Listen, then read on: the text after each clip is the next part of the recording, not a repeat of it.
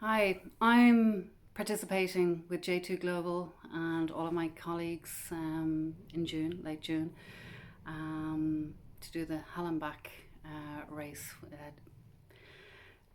A really big endurance race. The reason I'm doing it is to really honour what my mother went through. My mother was diagnosed with breast cancer December 2011, and I remember the shock and the sheer despair at the time that we as a family experienced. I remember I was just completely distraught. I mean, for 3 days I didn't take a shower. I was just in absolute bits. And I also really remember um, waiting to hear the results of the biopsy, and going down to the clinic. And I remember being in the waiting room, and there was lots of other women there waiting to hear the results. And I just remember one particular lady and just the sheer terror on her face,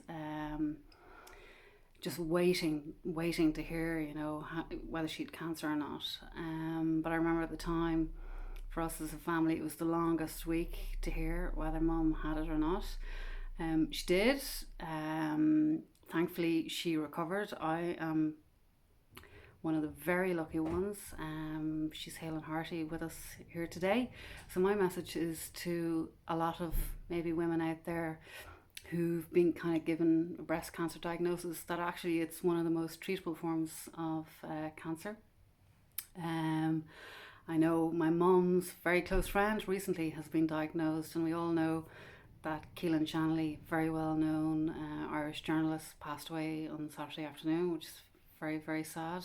Left behind two young children. So it's an insidious disease. So I want to do something to honour anyone who goes through chemotherapy and goes through the whole diagnosis, and even to honour everybody who's lost a family member. My Uncle Jim passed away as well from cancer.